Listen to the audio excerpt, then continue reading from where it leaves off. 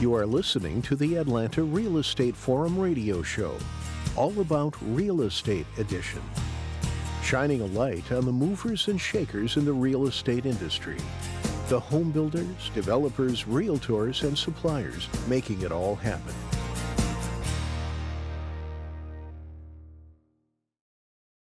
Good morning and welcome back to Atlanta Real Estate Forum Radio's All About Real Estate edition.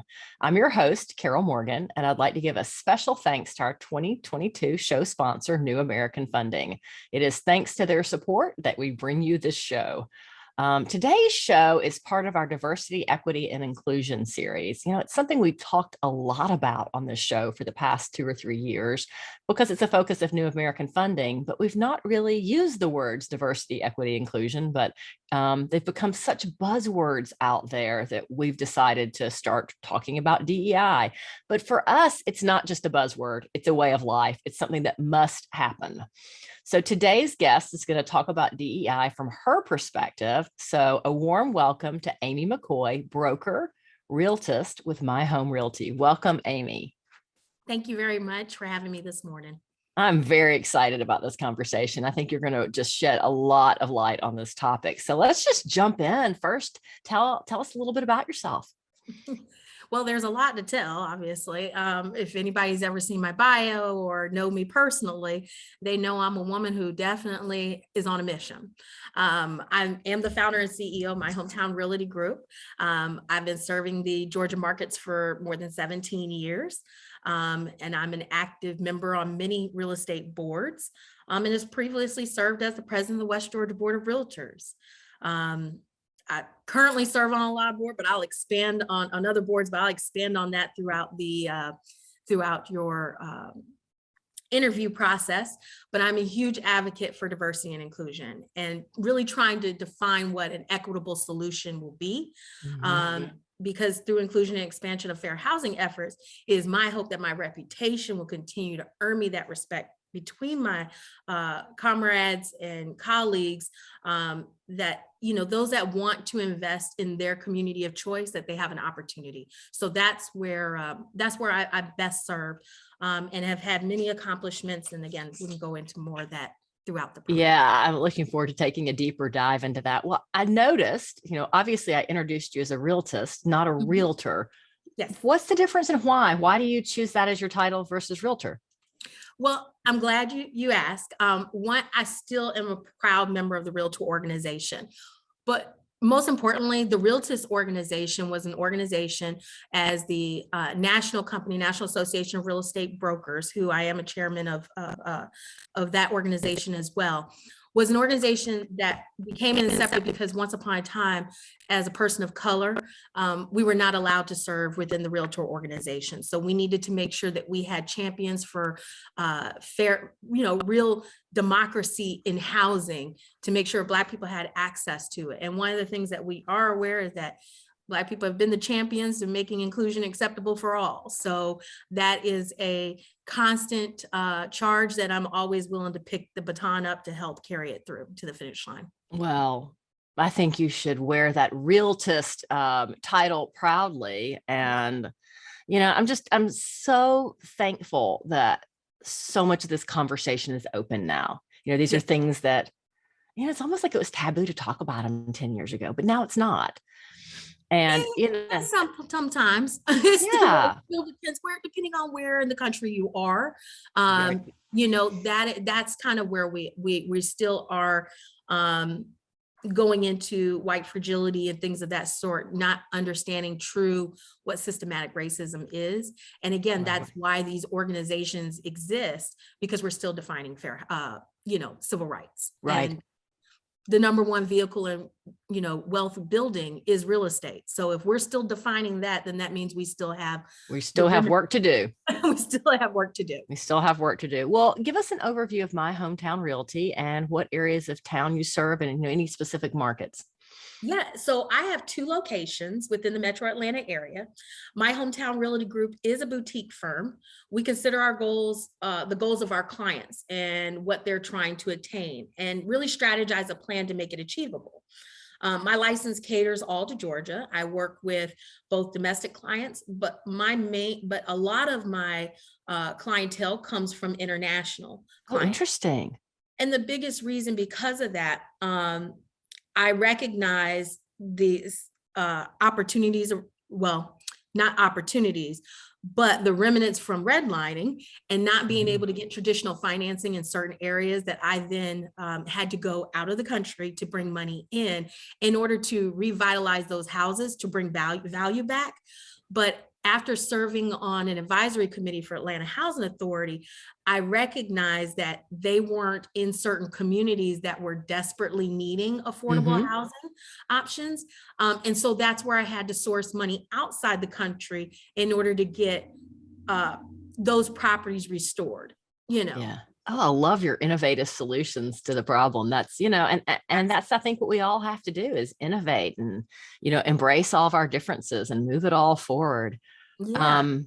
Well, I know that you work both in the rental market and the for sale home market. What differences or, what trends do you see in rentals versus for sale, or just, kind of talk about what's going on out there? So I'm a part of many different organizations. We have the Dollar Empowered Community, which is a real estate syndicate that I co-founded with 4 other Black women, professional Black women, one's a state rep. And so we target areas that of color, that not only from a residential aspect that people have come in and bought those homes, but we're also looking at from a commercial aspect. So of how to reinvest. So when we look at rental options, my company, we help not only in the residential sector, but also in the commercial sector with lease procurements and lease management within the commercial realm. But our biggest thing is with residential. Again, when I saw the need for affordable housing in certain areas and went to go source, I saw that need, and I started in property management before I got my real estate license over 17 years ago. And that was after being a drill sergeant at Metro State Prison, which is a women's maximum security prison. So it has its own property management, people management. But I recognize, the system has caused it just wasn't a fair playing field. And so through my experiences from young until where I am now, age-wise, I see that we still have a large journey to go through. So I use that to say, okay, from a rental standpoint, where are we at in making sure there's accessibility for housing? Where are we at from a housing perspective? How are we looking at values for each of the communities? So the trends, although the housing studies I've seen in Atlanta, there's no exception in terms of which is better, rental or purchasing. It really just depends on the actual investor, and that could be the community, a stakeholder, the actual buyer. Yeah. But the tenant, we have to look at where those disparities also are. And I recognize that in most communities, especially here in Atlanta, but because of my affiliation that has taken me nationally, a lot of communities across this nation are becoming more investor majority owned communities versus community stakeholders, people that actually have owner occupant loans that are government backed, like FHA and VA and things of that sort. So which is better? It just depends on the actual person. Again, I work with a lot of investors. So yeah, the rental market is great. Yeah. Well, it's interesting. I mean, I think we have so many, I guess we'll call them institutional investors, the really large investors, because of the last, the Great Recession, as we call it, 2008, 9, 10, which we just had all these foreclosures on the market. And, I guess at the time we really thought that these institutional investors were going to come in, buy it all up, rent it, but as the market turned, they would sell them all. But what they have found is they have this fabulous portfolio that makes them a lot of money, and they don't have any desire to sell these homes. So it's just kind of interesting how that change happened. Well, and just to even touch further on that, because, we've got to love our government. We allowed that to happen. Correct. But we also see that builders are now coming in building single family residence just for rentals versus, again, for ownership. And historically, what we've seen that when you have a climb in minority home ownership, You're always paying the highest rates, you know, highest prices. We can look at the last financial recession. We had over 140,000 homes on the market at that time. So the competition was fierce. Now you have less than 10,000 statewide, but we have over 100,000 licensed professionals or agents. People that have licenses may not be selling, you know, we got to do the 80% rule. Right. So, but what we're seeing is because these builders are now coming in and have gotten hip to this game of, no, I'm going to build and rent it out. Again, we're looking at what does that do for the resources in the community? Who is really overseeing the way that our education system is, that the infrastructure is properly put in when we talk about sustainability and making sure that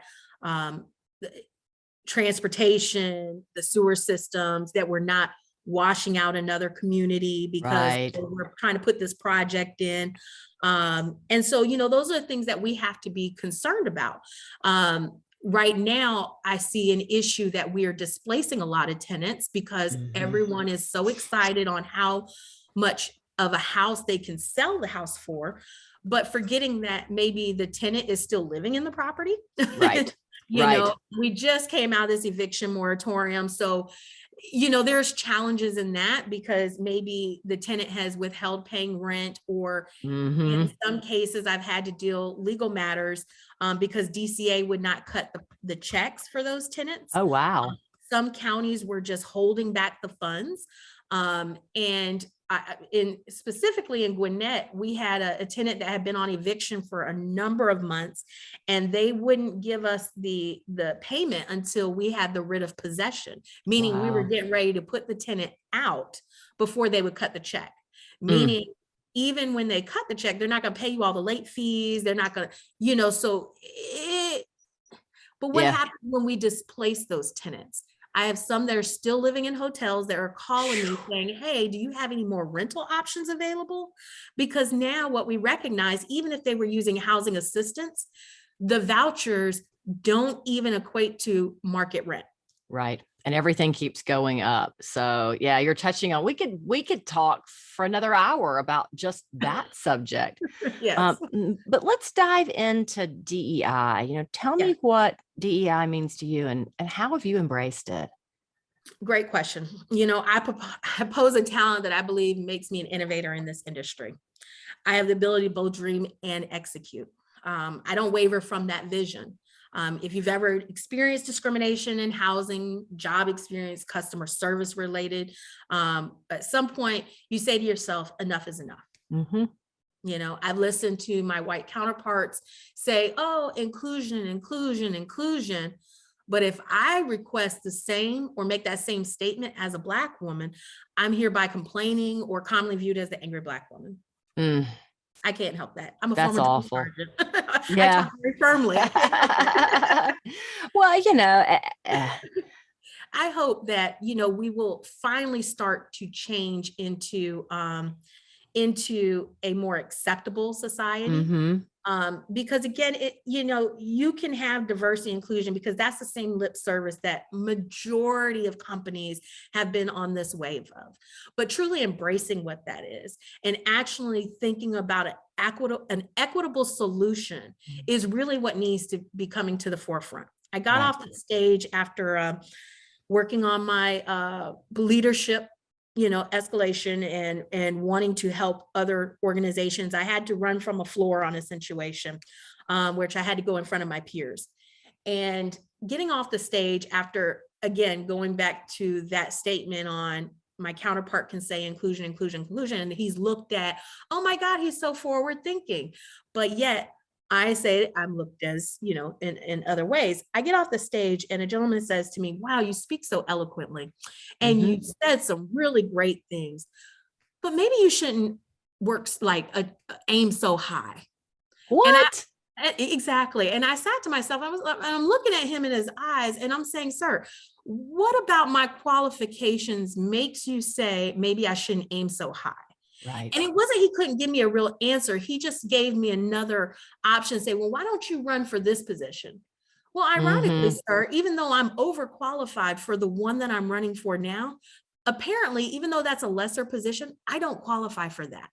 So how does someone that looks like me, just even as a woman, okay, because even though we're predominant in this industry, we still don't have all the leadership roles that we should be seeing. Correct. Right. Yeah. Us women do rule the world, right? Yeah. I mean, if you just even look at, if you just, like you said, just take it by gender, and especially in real estate. And, but, I will say that I'm seeing large organizations make huge strides to hire women, whether they be Black, white, Hispanic, Latino, they're hiring women for upper level positions in droves. So if we can start to solve a little bit of the problem by just adding women to the equation, then at least we're, starting to chip away at it. But you're absolutely right.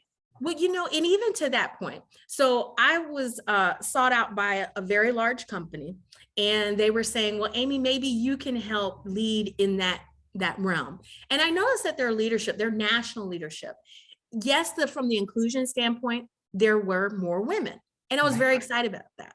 But there was no diversity in terms of the race. And, when we talk about diversity, that is something that we constantly go right to, is the race. And that's just because, again, historically, it's as blatant and in our faces, whether you choose to see it or not. Right. But in that to say is, again, yes, we're increasing the opportunity for women, but we do need to have all type of viewpoints.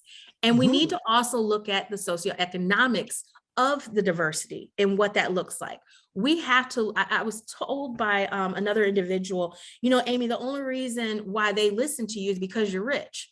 Well, one, thank you for speaking that into my life. All that. But please don't negate everything I had to work hard. You've worked very hard. Exactly. In order to achieve Nobody that. handed it to you. No one has handed it to me. But I say that because we also had to look at, I grew up in government housing.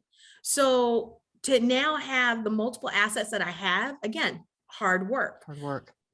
And I want people to understand that when people serve on these boards, you can't just select them because you think they're rich. Right. They don't come with the perspective that every average American may have. Right. And that's where we need to really open the curtains on. Yeah, I love that. You've touched on a couple of things I want to follow up on. Okay. One is, what advice do you have for women and other minorities who are looking to get a start in real estate? What do you recommend? So that's a great question. Don't go after the companies that just are providing lip service. Actually look at the work they're really doing, and actually incorporate actions into that plan. A major tech company, I was on the call with our dollar empowered community, and we were interviewing them, and they were saying, oh, we want to come in and talk about, Black housing and all that. And I was like, well, hold on 1 second, because I really want you to consider that as a tech company, you're actually putting a lot of smaller companies out of business. Women-owned businesses. Right. Black businesses, Hispanic businesses, Asian businesses, things of that sort that, you may have the leads, right? To give your buyer, you give your agents, but as a new agent, what you're looking for is to make sure that you are getting the education you need, because knowledge is power. Right. Knowledge in this industry is where the real power is. At my hometown realty group, like I always tell people, we're community advocates first who sell homes along the way, because you really want to look at how you can empower a community, and fair housing is essential for a community to thrive. So we have to keep that in mindset. And if that is what your goal is, getting in real estate, then great. If your goal is to just get a check, get out of the business. Well, find something you're passionate about. You need to love what you do. If you love what you do, you'll never work a day in your life, right? You'll never work a day in your life. I mean, when a client calls me at 5 a.m., and I don't suggest that, okay? Please, as your listeners are listening, do not call me at 5 a.m. or at midnight. Early. Yes. Way too early. But it's a difference of when you answer the phone and can still smile about saying, hey, it's great to talk to you, or thank you for choosing me, or, hey, I'm working on this, this, and this in legislation to expand opportunities. I'm the Right. education director for the Veterans Association of Real Estate Professionals now. And, one of the things when I served on the Federal Finance and Housing Policy Committee for National Association of Realtors, we worked very hard to expand the options for veterans. So now when you see the accomplishments of the efforts that you've given, sometimes things aren't immediate, but within a year or 2 years, when you start to see these things open doors for people, like now veterans have an option to buy more than one home using their certificate. Now the value of the house has increased. Yeah, it's up to isn't it up to, well, maybe it's unlimited for the VA loan, I'm thinking. There's still certain, because it depends on the median income or the housing prices in those in that area. Right. You say 475,000 in California, and it's like, It's I lived in nothing. Marina Del Rey, and a shack that was supposed to be torn down was at 500,000. Right. So, Right. how do we really give the people that were service members for our country? We're not even really opening doors for them. We expanded coverage on FHA loans and accessibility into condos. And those are the type of impactful work that I love being a part of, and I think I would encourage anybody looking to get into this industry, be passionate about it, really look at what you can contribute to your community and give your best with it. The minute you just look at it as a check, it will only be one check. Exactly.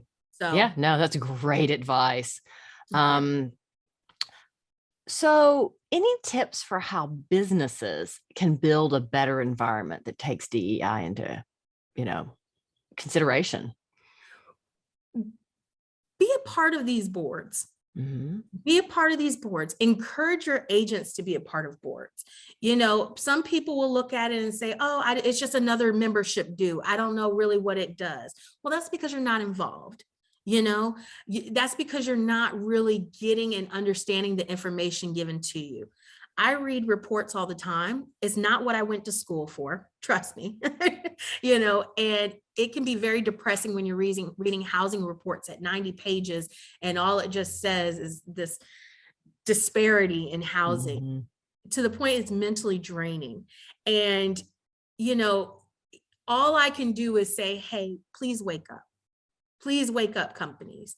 You have the right, the economic power to help influence what happens. When I'm having to call state departments, because we're already in this pandemic 2 years now, and I'm having to call state departments because embassies are still closed in different countries, and these people can't sell their houses, they can't transfer their titles, or, again, having to file lawsuits against homeowners associations for frivolous billing, and then it's taking advantage of low to moderate income housing. And it's really understand what's happening in our industry and don't be afraid to question it. I get questioned all the time as a minority business owner on anything I'm doing. Again, how do you get that business? How do you build your clients? Well, how are you going? Why are they choosing you to go over to another country? I've been blessed to meet many state leaders, many world leaders. I've walked into a new country and met the prime minister the next day. And we're talking about real tourism and building the housing in his communities and things like that, because it's a smaller island. And it's, having those doors of opportunity only because I thought a bigger scale. I thought it from a different light. What does it look like really having true equitable options? I'm vegan, so food deserts are they're very challenging. So even having access to even good quality food is very, paramount. Oh my goodness. Education. So really, if you're going to go with a company or even as a company yourself, I challenge you to really deep dive, be involved with the municipalities in your counties, in your districts, like really be involved. If you really want to really make a change for America, or even Georgia. Hello, let's wake up. Yeah. Like even for like really look at and look in the mirror. Right. Because what we realize is we have so many of our own biases that we are being blinded to by our own, It's issues. so true. My gosh, you've probably touched on like 10 different topics that you and I could talk all day about. But I kind of think I love your takeaways though. Stop the lip service. Don't work for somebody who's just got the lip service. Be vested in it. Get educated. Help to educate others, and let's all take a deep dive and move this forward. Absolutely. So as much as I hate to say it, we're out of time. I could talk to you literally the rest of the day, but let our listeners know how they can get more information on you and My Hometown Realty. So again, My Hometown Realty, your property, our priority is our tagline for the company. I would love to help you build financial wealth through capital appreciation, no matter whether it's residential or commercial. My Hometown Realty Group has you covered. So please check us out on myhometownrealtygroup.com. That's myhometownrealtygroup.com. Or call us at 770-941-0881. You can find us through multiple social media channels at My Hometown ATL, or you can reach me for Amy McCoy. You can find me on Facebook, Instagram, the ATL Realtor. Yeah, you've got a great presence out there online. So It's easy to find Amy if you're looking for her. It really is. I'm that purple hair lady with tattoos and living my best life, being my authentic self. And Absolutely. I highly like to encourage all your members, all your listeners, to really also look into the dollaремpowered.com, the Dollar Empowered community, the real estate syndicate group. When you get a chance, we really appreciate those that have already selected to invest with us. And we're very thankful for really building back in a community. So yeah. check it Very out. good. Well, thank you so much. That's going to be a wrap for this week's All About Real Estate edition of Atlanta Real Estate Forum Radio. I'd like to thank Amy McCoy with My Hometown Realty for being our guest today. And on behalf of our show sponsor, New American Funding, I am your host, Carol Morgan. If you enjoyed today's show, I would appreciate you going to Facebook and liking Atlanta Real Estate Forum on Facebook. If you're interested in being on the show or interested in being on the Atlanta Real Estate Forum news site, then contact me, Carol@denimmarketing.com. And thank you for listening. And as always, I look forward to seeing you next time right here.